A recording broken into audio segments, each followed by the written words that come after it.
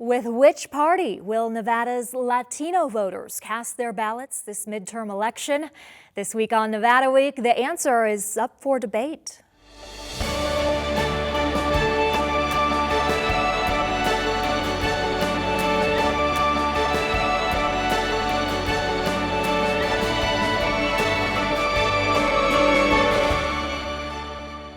Support for Nevada Week is provided by Senator William H. Hernstedt.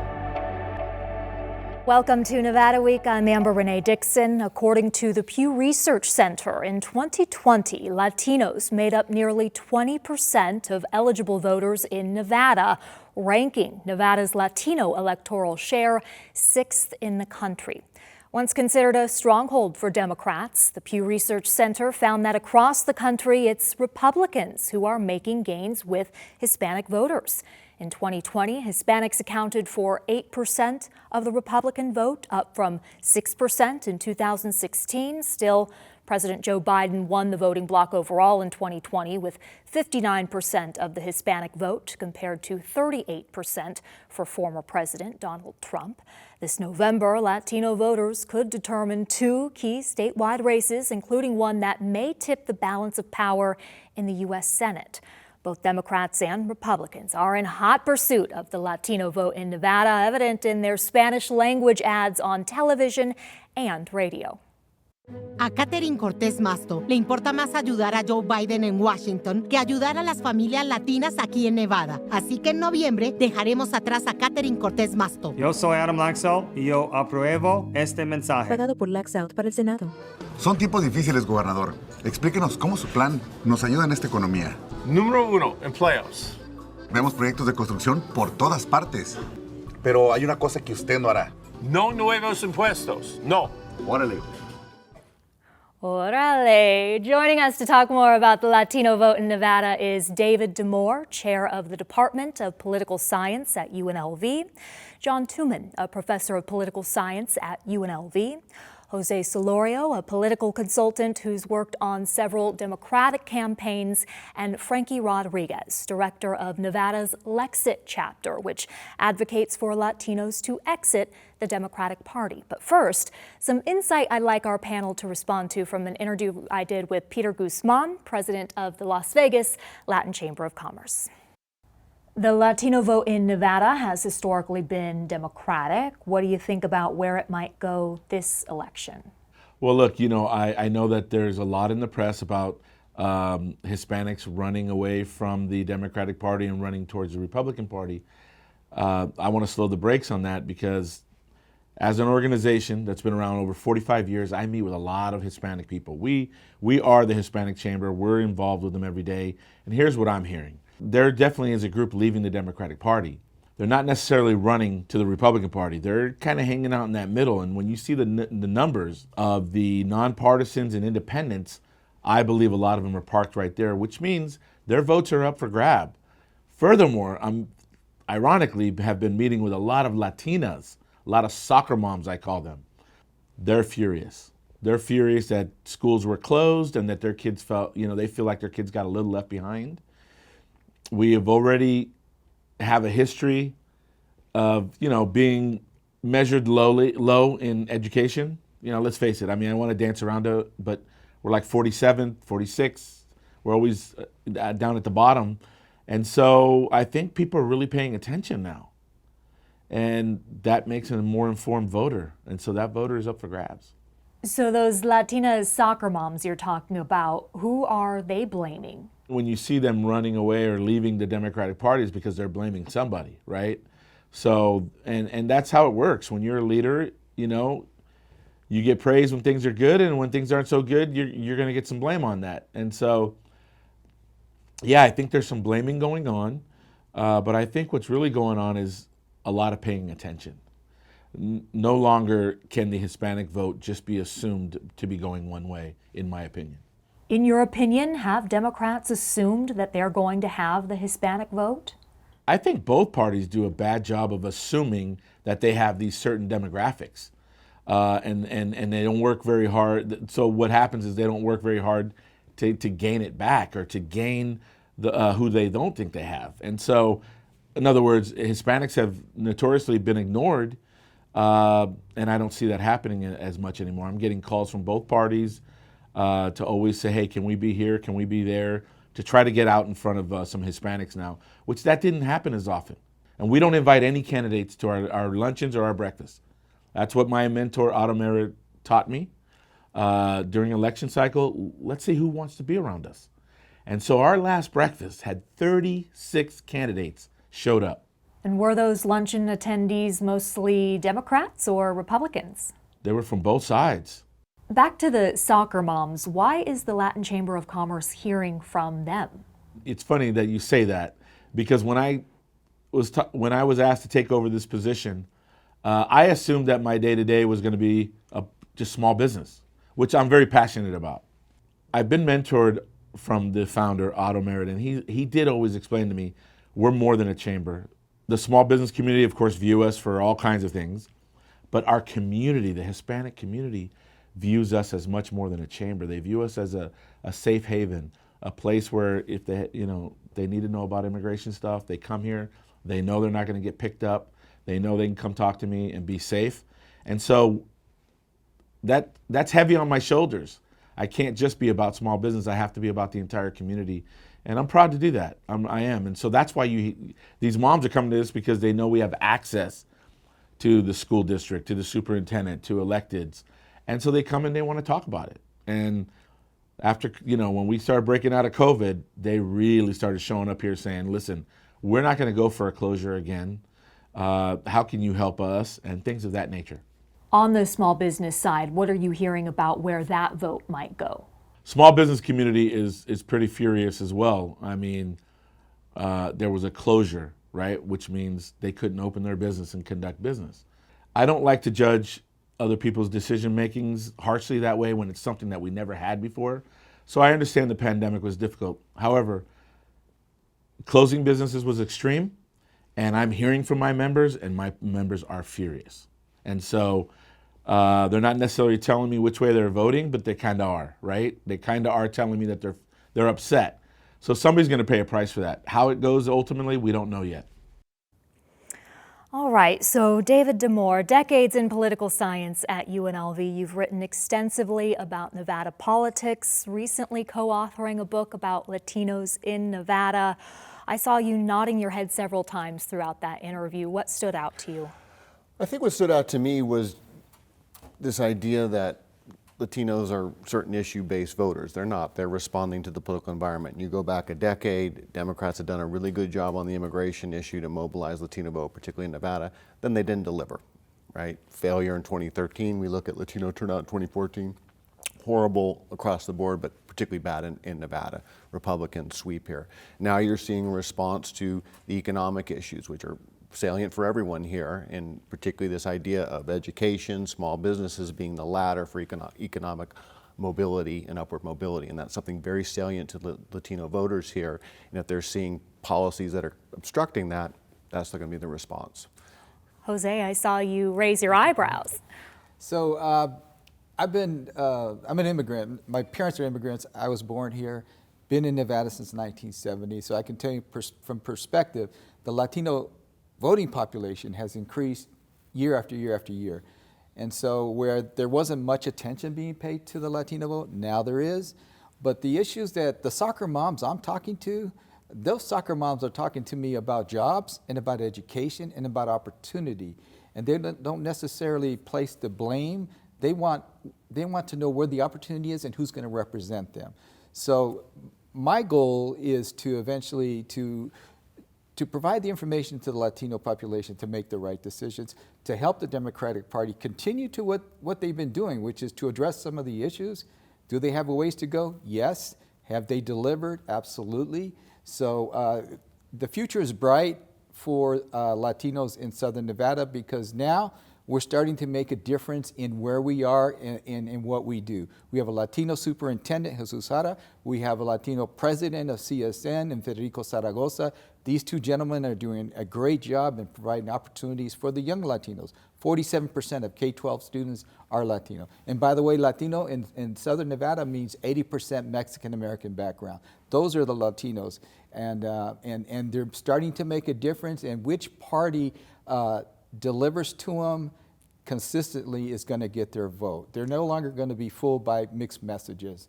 Which lends itself to the idea of a nonpartisan move. What do you think about that, John? You know, it's hard to parse out. This is definitely a narrative that there has been some movement towards sort of nonpartisan identification among Latinos. I think as a social scientist, I want to see a little more data on that. I think on the issues, the most recent polling data suggests that inflation is the top issue in the last two polls of Latinos in Nevada. Jobs and the economy came in at number 2. I don't want to minimize the importance of small business owners in the Latino community, but it's a much more diverse community, and we know that the sectors that Latinos are employed in are still overwhelmingly in hospitality, in services, and then in construction. Those 3 sectors are booming right now. It's a very, very tight labor market. And to be sure, I think some Latinos are concerned about inflation and whether or not their wages are raising or increasing at the same rate as prices. But this is a very tight labor market right now, and it's one where workers have a lot of leverage. And so I think that is an issue that might potentially work in favor of Democrats in this election cycle. The other thing I would highlight is, you know, if you look at what most people spend money on, and Latinos and also others who are on somewhat fixed incomes, it's rent, it's gas, and then food. And the silver lining here, I think, is that gas prices have come down all across the valley. And this is something that you see when you're driving all the time. I mean, we wish that we had better public transportation, but most people are still driving. And I think the relief in gas prices is probably going to make a little bit of difference, I think, in the psychology of voters in this election cycle around inflation. Frankie, what are you hearing, whether it be from Latina soccer moms or Latinos in general? You know, it's very interesting because, adding on to what you were saying, so many of them are so concerned and they're paying attention to exactly what's happening. They're realizing that what they value is actually not being protected. They're coming out, that it's important for jobs, it's important how much they're paying for food, how much they're paying for their mortgage, and they're not seeing any of that reflected in the policies that are coming from the Democrats. They're seeing, as they're now paying more attention, they're seeing that they're actually making it worse with the policies that they're choosing, instead of actually looking at what's going to be an actual productive policy that's going to help the entire nation, not just Nevada, actually move forward and get through this crisis that we're in. And along with education, I've been to so many school board meetings, I've been to rallies, and all of these parents, it's not just the soccer moms, they want to make sure that their kids are actually getting a strong education. They want to make sure that they're learning their mathematics, their English, their science, their biology, every important subject that they need to thrive as an adult when they enter the workforce. And that's not what they're seeing. That's not what is being reflected by the school board and the curriculum that's being offered to them. And they're seeing it as they're losing their parental rights to teach their kids what they really should be learning. And it's a cycle. If you're not getting the education you need, you cannot help the economy when you become an adult and actually enter the workforce as a strong employee. Jose, how well, you want to add something to that? Go ahead. How well do you think Democrats have done at holding on to the Latino vote in Nevada? So I think I want to start out by saying the Latinos are looking at issues that are important to their family, that are important to their future and their jobs and the opportunities for their kids. So I'll agree that is the case. But one thing that they're upset about and they haven't forgiven is when a presidential candidate walked down some escalators and said Mexico sends its worst, criminals, rapists, drug runners. They lost us.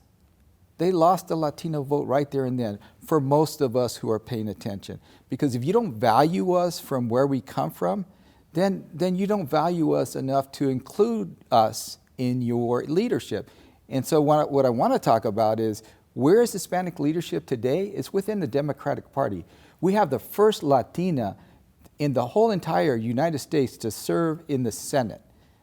That's a Latina in Nevada, Democrat. We have Lisa Cano, who's been appointed lieutenant governor. We have assemblywomen like Selena Torres. So we have much leadership within the Democratic Party. So we're part of that effort to help the community and to help ourselves.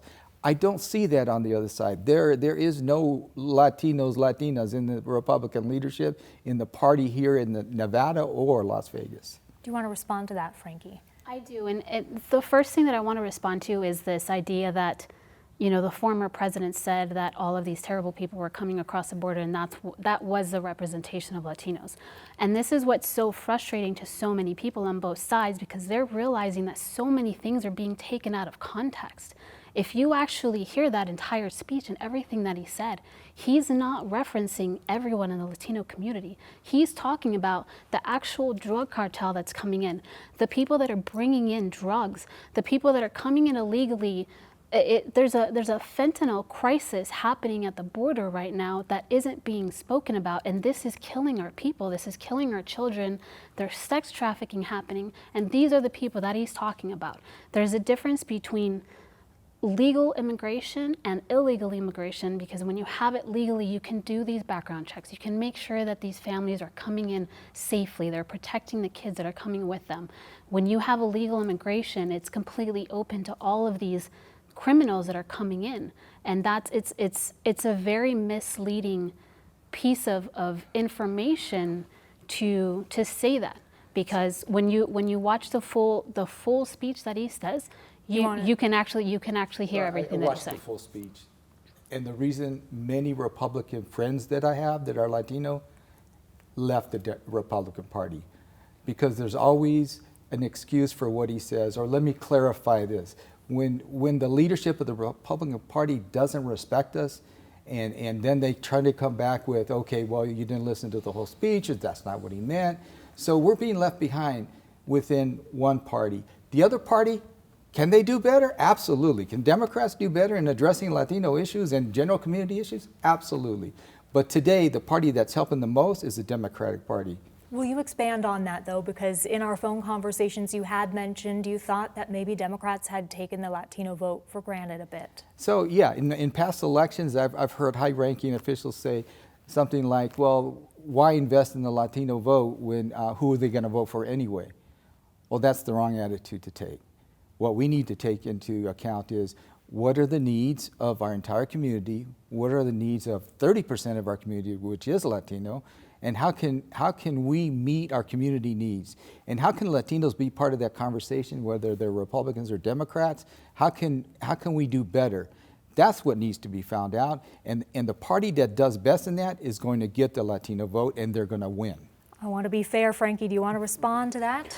I do, and you are absolutely entitled to how you feel, but this is the problem. There is so much misdirection and misleading happening from the Democratic Party. This is why so many Latino families are so frustrated, because they don't trust information coming from anywhere. They don't trust information coming from politicians. They don't trust it from mainstream media, because they just want the truth. And if there was transparency, if there were clips of things, you know, obviously no one is perfect, and we're not here to apologize, but we're here to make sure that the proper policies are put into place to keep our Americans safe. John, you wanted to say something. Yeah, I just wanted to say briefly that some recent focus groups that were done by Emerson College along with a poll showed that, you know, there has definitely been damage done by Trump and the Republican Party to the perception about the party and its willingness to sort of do outreach and to represent the Latino community in a positive light. Among those people who said they were thinking about voting Republican or had in 2020,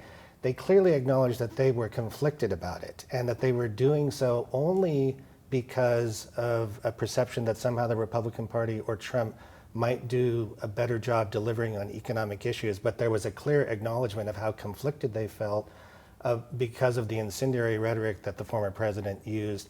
And I think, you know, any candidate who has sort of tied himself closely or herself themselves to the former president, that is potentially a liability because there's sort of a deficit there, I would argue, in terms of perceptions. All that negative rhetoric, I think, has had a really lasting influence, and that's what we see in focus groups and also in the polling data. One other point very quickly on education is that in the two most recent polls, it's clear that the vast majority of Latinos trust Democrats more than Republicans on education issues, a whole range of them. All right, and as we did mention, there are two Nevada races that have grabbed national attention this election cycle. In the race for governor, Democrat Steve Sisolak is the incumbent against Republican challenger and Clark County Sheriff Joe Lombardo. The latest polls, according to polling aggregation website 538, show Sisolak receiving 44.8% of the vote, with Lombardo receiving 42.7%. And in the race for U.S. Senate, Democratic incumbent Catherine Cortez Masto faces Republican challenger and former Nevada Attorney General Adam Laxalt. 538 shows Cortez Masto receiving 45.4% of the vote in that race, with Laxalt receiving 41.7%. So it is close. How crucial, in your opinion, David, will the Latino vote be in Nevada this November? Oh, absolutely. I mean, you're going to have races that come down at a couple points. And so I think the sort of understated point of this is there is a lot of mobilization that can still occur. And you look at the rules, and Nevada has very, very liberal voting laws. So polling's great, but people can show up on election day, register and vote. And we saw that last time, and the Republicans actually did a nice job with that. That's how they ended up flipping the Senate seat in Green Valley, was all that late voting. So there's this, Nevada is, despite all its tension, there's less than expected political participation. So there's enough, both parties have the opportunity to make the electorate bigger, and Latino votes are a big part of that story. I wanted to get to needs. Everybody here mentioned jobs, economy, education as issues that are on the forefront, at the forefront of the Latino voters' minds. But those are issues that impact everybody, regardless of race and ethnicity. What are some of the issues that have historically defined the Latino voting population, and how important are those issues now? Frankie, I'll start with you. I think one of the biggest things is our Christian values. We feel that they're being attacked, they're being villainized. You know, the fact that we, as Christians, you're going to naturally have more conservative values. And I think that's what a lot of these families are noticing, that the values that the Democratic Party is more focused on don't actually line up with our natural Latino values as Christians, as, you know, being pro-family, being pro-marriage, being pro-life. And a lot of these things are being vilified and being attacked, and it's making us feel like everything that we grew up with and what we value most is no longer valued. I want to expand on the pro-life. John, you have some thoughts on that. Well, again, I would just say if you look at the most recent polling, this is very similar to what we've seen in prior election cycles, which is that sort of the notion that Latinos are values voters here in Nevada is just not borne out by the data, unfortunately. So I would respectfully disagree just from the standpoint of what the data are suggesting. On abortion, the two most recent polls show overwhelming majority of Latino disagree with the most recent Supreme Court decision, want abortion to be legal. In terms of issues, values issues, so to speak, have never shown up as being salient, and they're not showing up really in the most recent cycle, except on abortion. And then when they probe that issue, it's in a way that suggests that people want abortion to be legal and really strongly disagree, regardless of their own personal beliefs. So I don't know that these are going to motivate people in a way that people might think. And again, I just keep coming back to the economy. I think for Latinos, these are really going to be the critical issues, you know, which party is perceived and candidate being better on the economy, and it will come down to jobs, I think, and inflation. Jose, I know you want to jump in. I hope you're going to say immigration has historically been an issue among... Historically, immigration has been an issue. It's an issue that hasn't been resolved on the national level for over 30 years.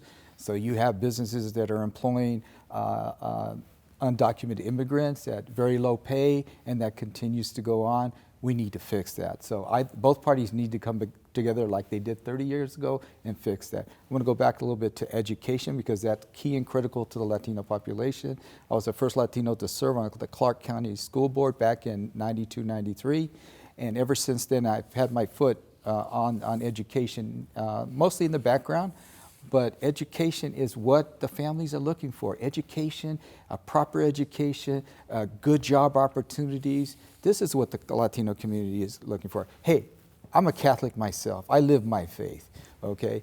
But the Catholics I talk to, you know, they want a leader that looks like, you know, that looks like them, feels like them, and that and the values is what they do, not what they say.